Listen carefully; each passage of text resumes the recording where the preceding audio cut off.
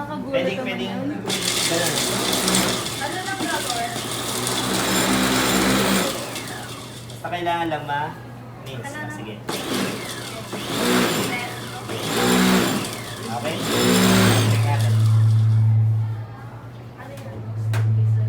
Ito yung hazelnut natin. Yun. So that's the roasted hazelnut. Tapos meron yung group. Ayan.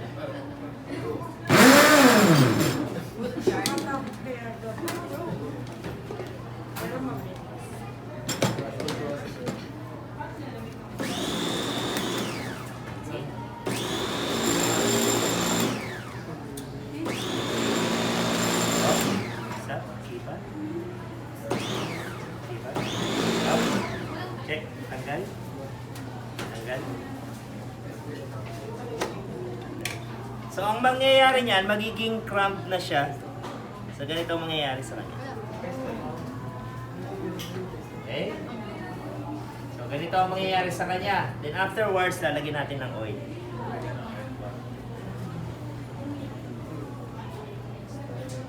Ng oil. About 1 or 1/2 cup. Tingnan muna natin yung 1/2 cup.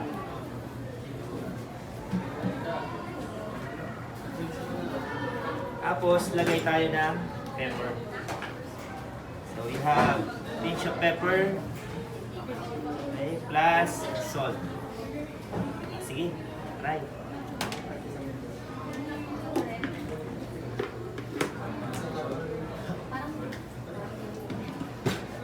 Dapat. Yan.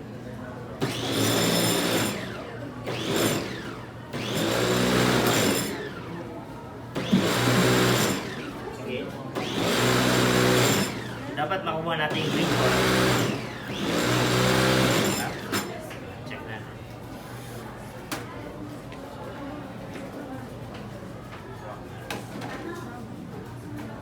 Pati pa.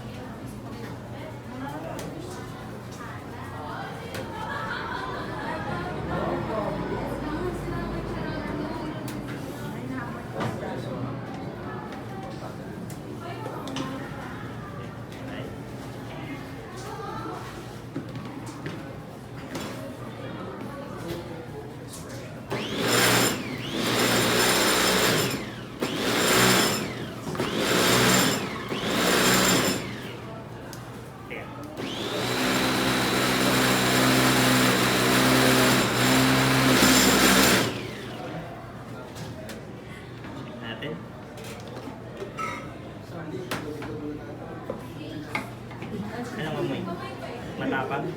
Hindi na amoy, may COVID ka.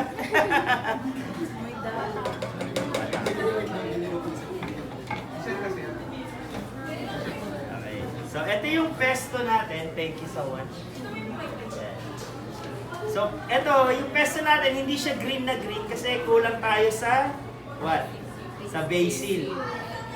Pero, pwede nating remedyohan yan.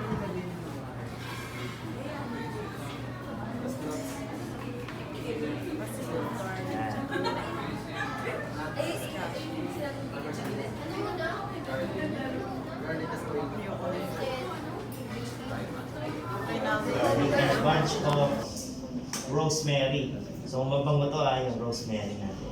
So, if you have thyme. So, if you have rosemary at home, pwede mo rin siyang lagyan. Pero now, so we have a thyme. So, we have canola oil in here. So, we'll just put a little bit of canola oil just to cover.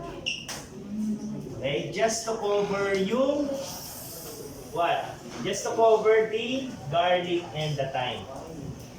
And now, what we're going to do is we are going to put this one in the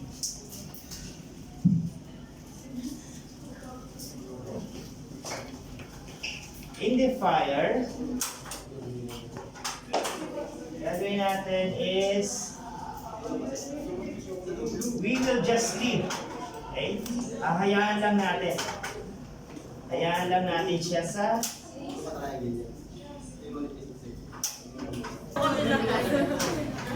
Kasama ka? Espagnole, bechamel, velouté, tomato sauce, and hollandaise.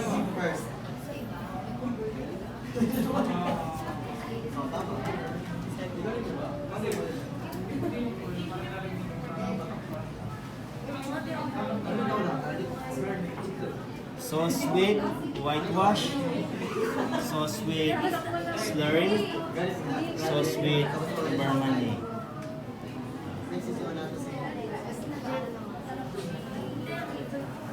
Compound butter, pesto, vinaigrette, flavored oil, confit, annatto oil.